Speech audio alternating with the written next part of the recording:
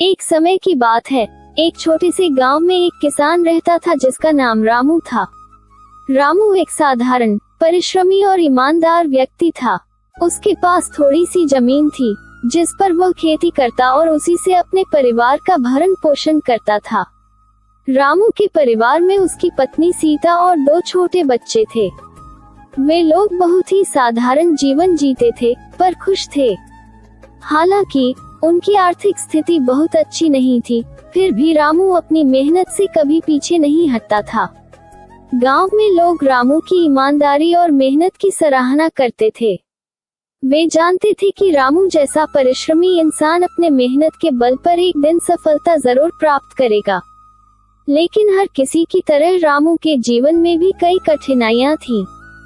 उसकी जमीन बहुत उपजाऊ नहीं थी, जिससे उसकी फसल उतनी अच्छी नहीं होती थी। कभी मौसम खराब हो जाता, कभी सूखा पड़ता, तो कभी भारी बारिश हो जाती, जिससे उसकी मेहनत बेकार चली जाती। फिर भी रामू कभी हार नहीं मानता था। वह रोज सुबह सूरज उगने से पहले खेत पर पहुंच जाता और दिन भर मेहनत करता। उसकी पत्नी सीता भी उसका पूरा साथ देती थी। वह घर के कामों के साथ साथ खेत में भी हाथ बटाती। दोनों मिलकर जितनी मेहनत कर सकते थे, करते। बच्चों को भी सिखाया गया था कि मेहनत का कोई विकल्प नहीं होता। वे दोनों भी अपनी उम्र के अनुसार छोटे मोटे काम में हाथ बटाते थे। एक दिन गांव में खबर फैली कि सरकार ने किसानों के लिए एक नई योजना चलाई है, जिसके तहत उन्हें कम ब्याज पर ऋण मिलेगा और नई तकनीक से खेती करने की ट्रेनिंग दी जाएगी। रामू को ये सुनकर खुशी हुई। उसे लगा कि यह उसके लिए एक सुनहरा अवसर हो सकता है अपनी खेती को बेहतर बनाने का। उसने सोचा कि अगर वह इस योजना का लाभ उठा पाए, तो शायद उसकी किस्मत बदल जाए। रामू ने बिना समय गवाए गांव के अन्य किसानों के साथ इस योजना के बारे में जानकारी लेने के लिए शहर का दौरा किया।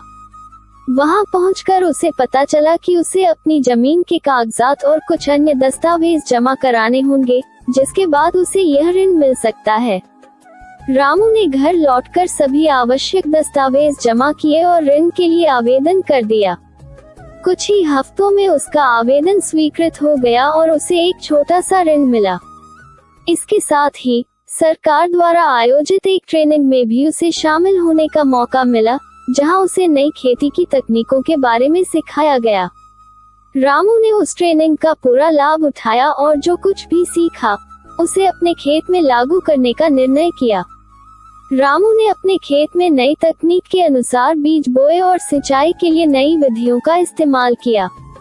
उसकी मेहनत और नई तकनीक के मेल से उसकी फसल इस बार काफी अच्छी हुई। वह बहुत खुश हुआ और उसकी उम्मीदें और बढ़ गईं। इस बार फसल बेचने पर उसे पहले से ज्यादा मुनाफा हुआ।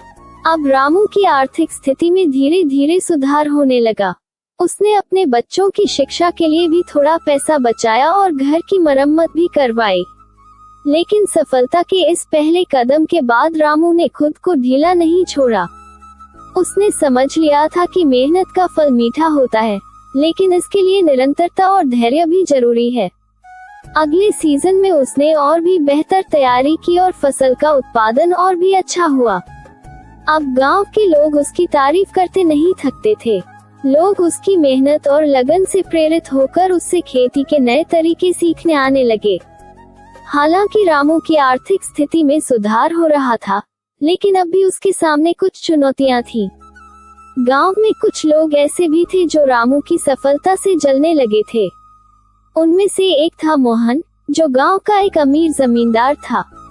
मोहन को यह बात पसंद नहीं आई कि एक साधारण किसान रामू इतनी तेजी से प्रगति कर रहा है।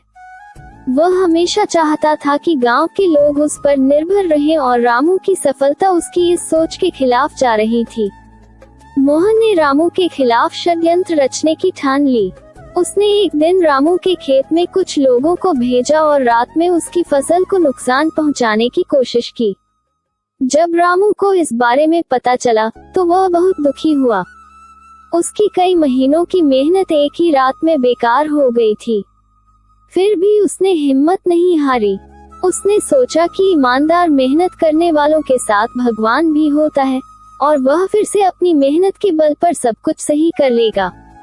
रामू ने अपनी पत्नी सीता से बात की और दोनों ने फैसला किया कि वे फिर से मेहनत करेंगे और इस बार पहले से भी ज्यादा मजबूत बनकर उभरेंगे।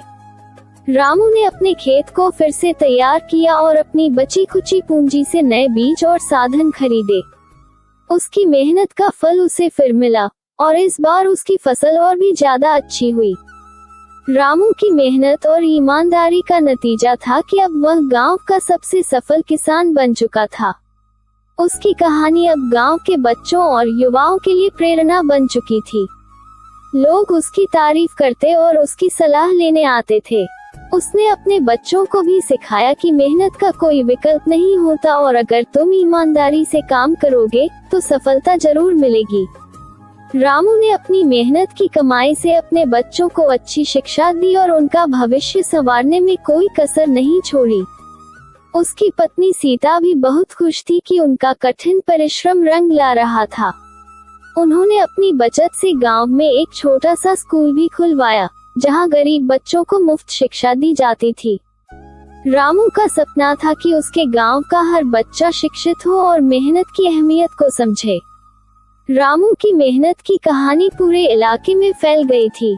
लोग दूर दूर से उससे मिलने आते और उसकी कहानी सुनकर प्रेरित होते थे।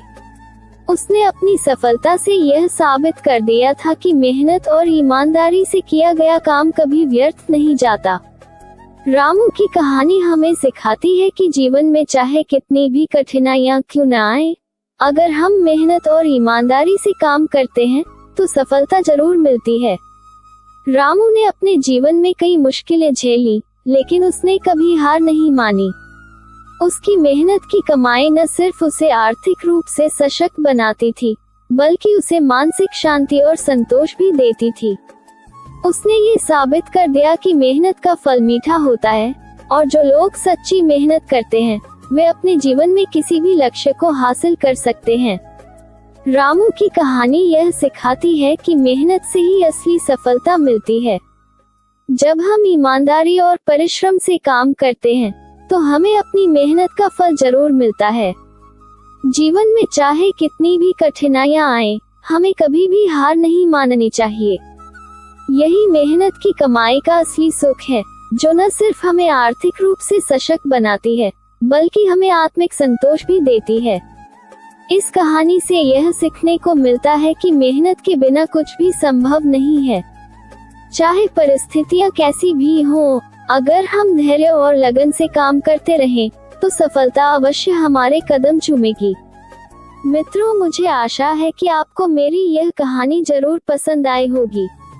मित्रों, मेरे चैनल पारुल धर्म स्टोरी को लाइक एवं सब्सक्राइब जरूर कर लें, जिससे आपको ऐसी ही ज्ञानवर्धक जानकारी मिलती रहे। धन्यवाद।